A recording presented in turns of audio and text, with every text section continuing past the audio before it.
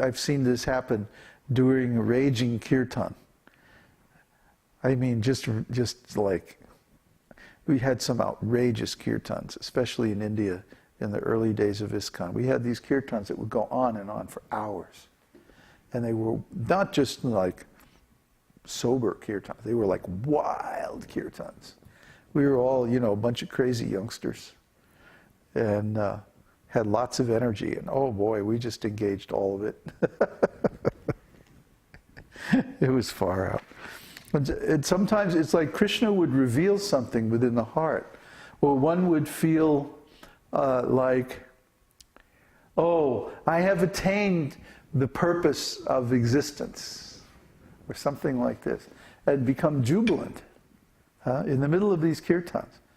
And then begin laughing. Just out of spontaneous love for Krishna. Krishna has shown me the secret of life. They're looking at me like I'm crazy now. But when you experience these things for yourself, then you'll say, oh, I remember when Babaji told me about this, and I thought he was nuts. Now I'm also nuts. Belching.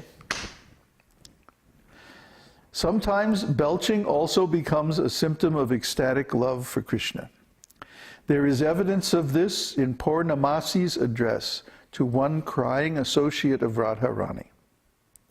My dear daughter, don't be worried because Srimati Radharani is belching. I am about to offer a remedial measure for this symptom. Do not cry so loudly. This belching is not due to indigestion. It is a sign of ecstatic love for Krishna. I shall arrange to cure this belching symptom immediately. Don't be worried. This statement by Purnamasi is evidence that ecstatic love for Krishna is sometimes manifested through belching. Sometimes trembling of the whole body and hemorrhaging from some part of the body are also manifested in response to ecstatic love for Krishna. But such symptoms are very rare, and therefore Srila Rupa Goswami mentions them but does not discuss further on this point. So, that's chapter 27. Now, are there any questions about Vibhava or Anubhava? Have you felt any of these things? Have you experienced any? Belching. Huh? After prasadam?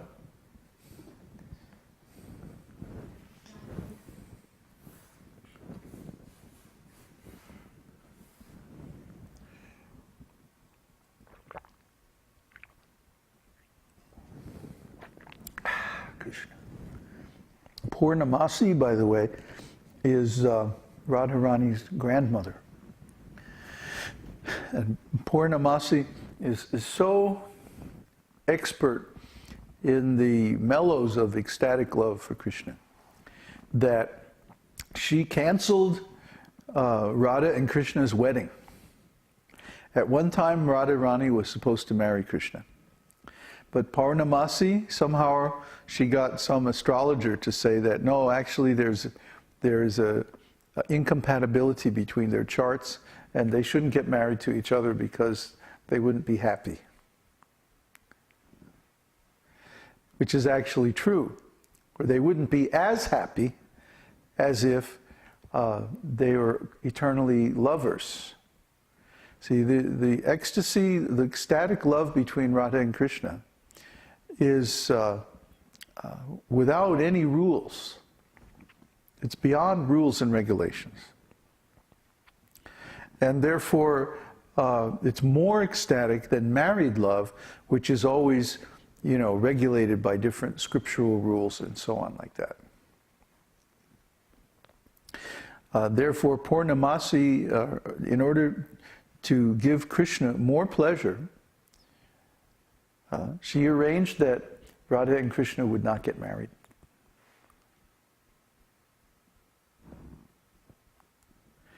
Purnamasi is very, very, very, very cool lady. Huh?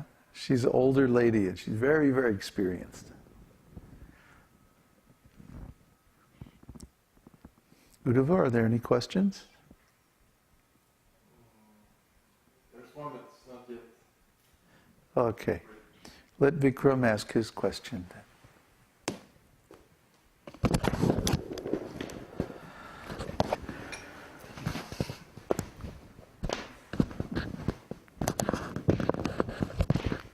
How long exactly is the Nandinini? The Anandini, Yeah. it's about that long. Wow, so about like 3.5 feet? Yeah, something like that. Ugh. How is Krishna able to handle that? Oh. Krishna can do anything.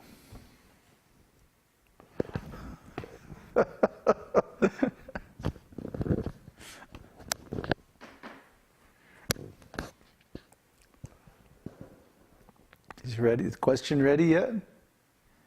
They're still working on it, huh? Must be a big question.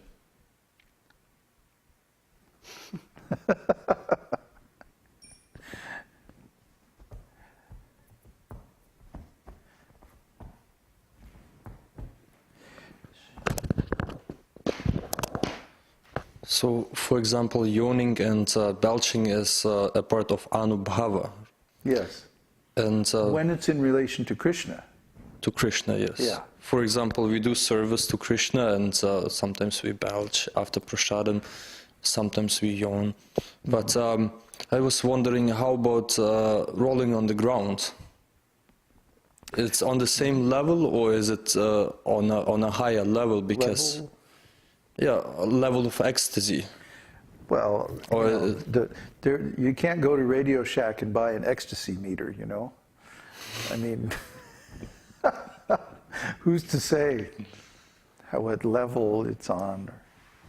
What I meant is sometimes we do experience those signs of Anubhava, but I never experienced rolling on the ground. Well, wait till we go to Vrindavan Okay. and you see Krishna's footprints by the Jamuna. Yeah. But But Babaji. no, I didn't mean that way. I meant actually dancing you mentioned also is also part of Anubhava. Yeah. And I had this experience back in Canada. I told Oh, you you didn't about. dance here the other day? No, but this was like from inside, and I was like, I couldn't even handle it. Like I would jump and Hare Krishna and chant, and this was like completely out of my control Cool. at that time. But we can also cultivate these things, you know. We can also develop these ecstasies. Different kinds of dancing, in particular, can become very, very ecstatic, even through practice. And it is also the science of invoking those emotions, right? Yes, right. See, the Western ontology, people have this idea that emotions are something that just happens to you, that you can't create them. Yeah, but this is, I don't know, this is like, from the Vedic point of view, this is like a ridiculous idea. That somehow, that if you create an emotion, that it's somehow not authentic or something like that.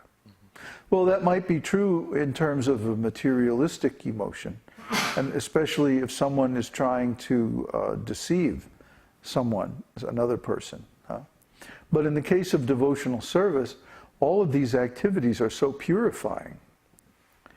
Dancing in front of the deities, chanting, singing loudly, you know, laughing in association with devotees. How many times have we been associating with devotees and somebody will say something funny, crack a joke, and we'll all laugh, you know? Yeah, especially about Krishna.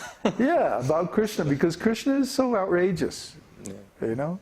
Krishna is amazing. So why shouldn't we express these emotions in the form of anubhav? See? And just because culturally we don't usually do things like roll on the ground, you know, that doesn't mean at some point that we won't feel like it, you know. But even so, these things can be cultivated. These different emotions, different bhavas, anubhavas, and like that. Just like we cultivate anartha nivritti. See, we cultivate those qualities by practice until suddenly we realize why they're necessary. And then after that, there's no effort required. See, in the beginning, we may imitate giving up this and that and the other thing. Push ourselves. Yeah, we may push ourselves even though we don't feel like it, right? But at some point, we realize, oh, this is why I should give these things up. The meaning behind it. Mm-hmm.